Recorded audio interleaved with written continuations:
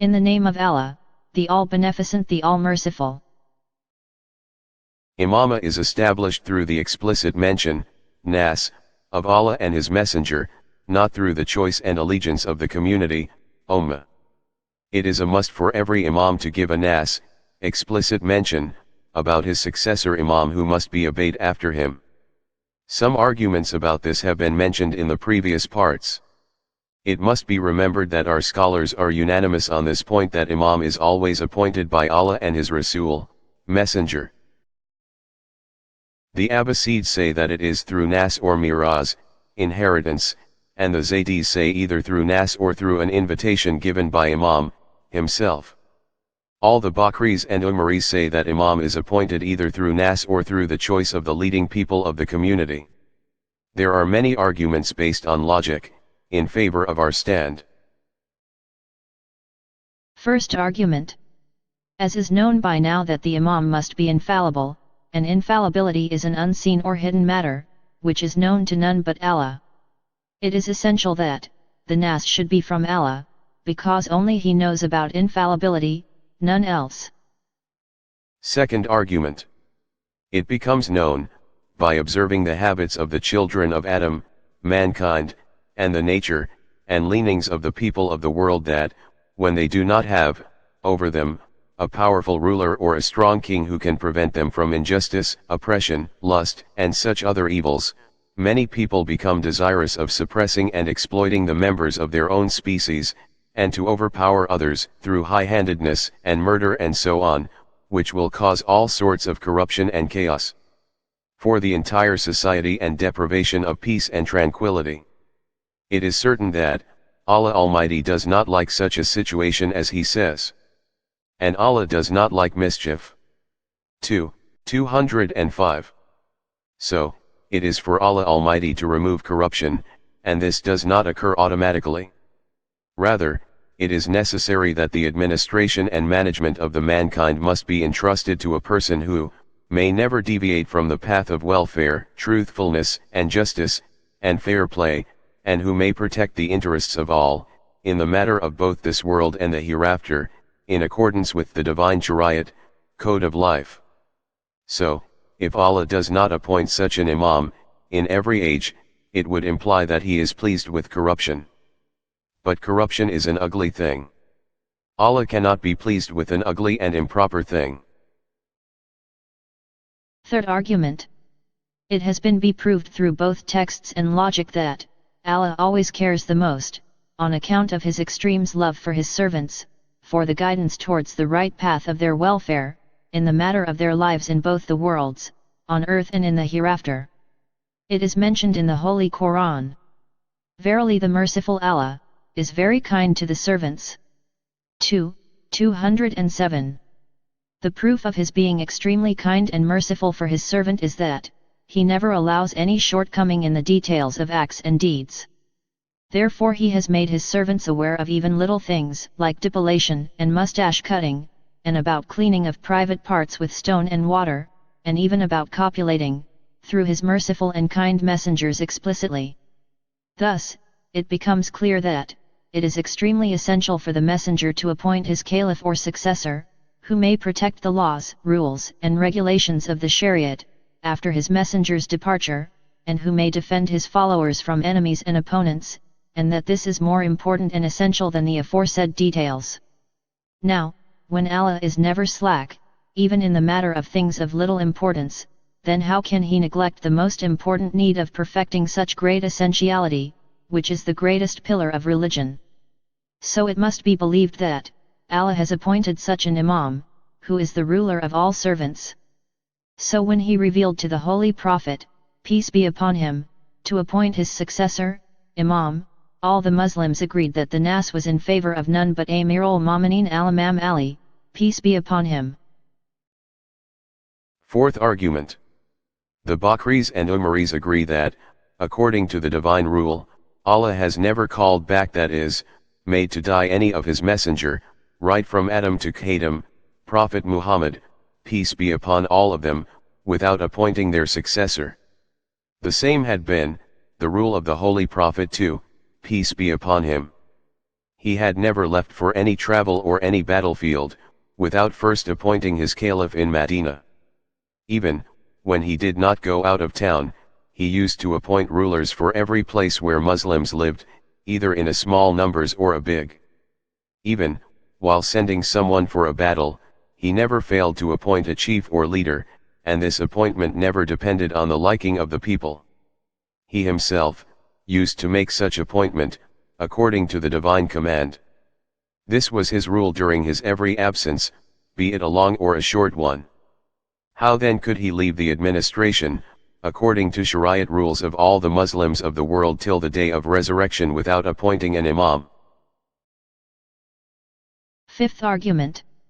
The office of Imamah is like prophethood, because both have to do with an administration and governance, and are concerned with all responsible elements in all the worldly and otherworldly matters. It is not possible for the people to recognize such a person, who may qualify for this office.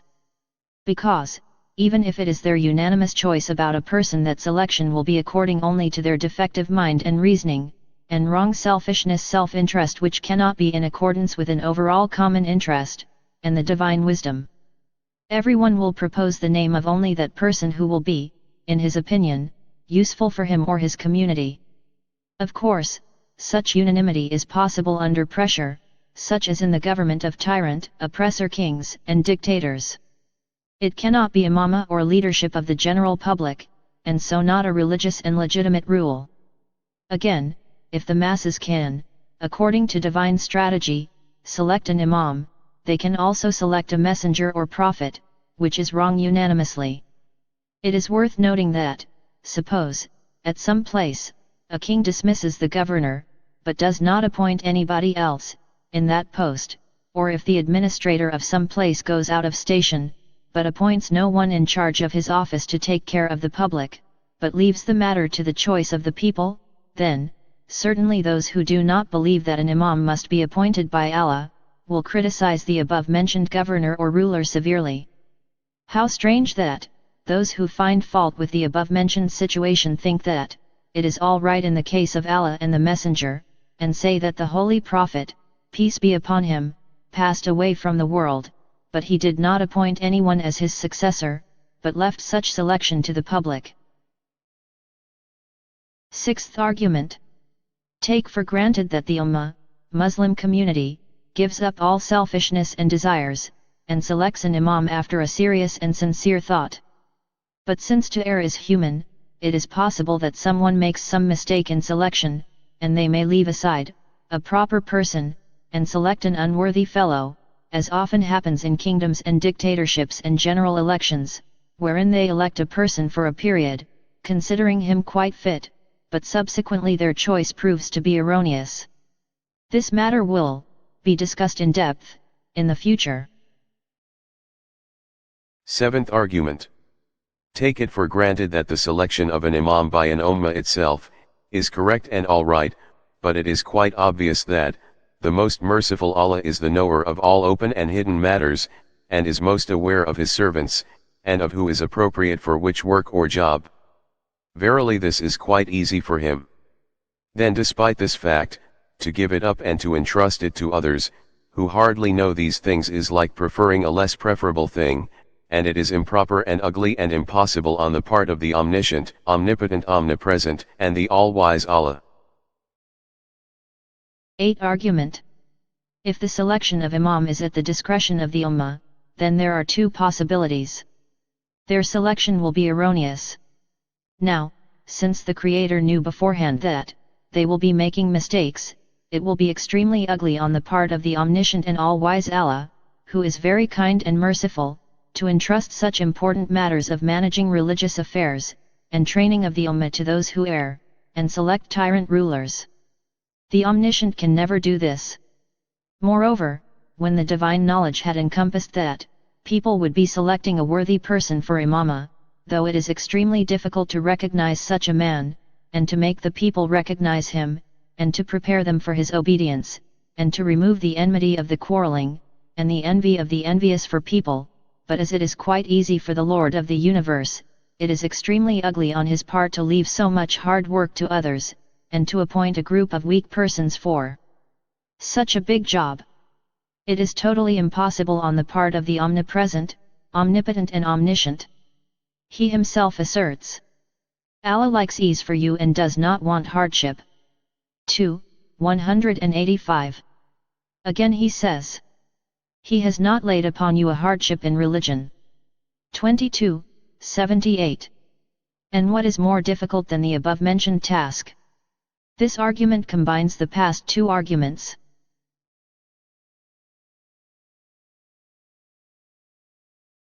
Now, I invite you to have a glimpse, to some verses of the Holy Quran, which mention the manner of appointment of the Imams alayhimus salam. The first verse.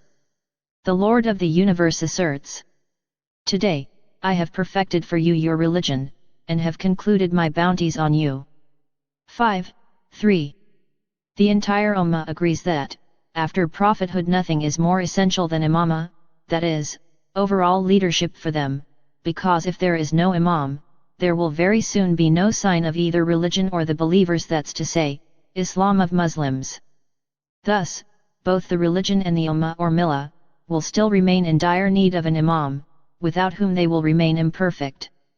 So, if Allah did not appoint an Imam, and did not inform the Ummah about him, and lifted his messenger from this world, then it would only mean that both the religion and Ummah or Muslim community would remain imperfect, and whoever did so, has denied Allah, Prophet and Quran and has become a disbeliever or a denier, notwithstanding the widely related tradition, which is narrated by both Shias and Bakris and Umaris that, this verse was revealed after the Nass showing the appointment of Amirul Momineen al-Imam Ali, peace be upon him, as the Caliph.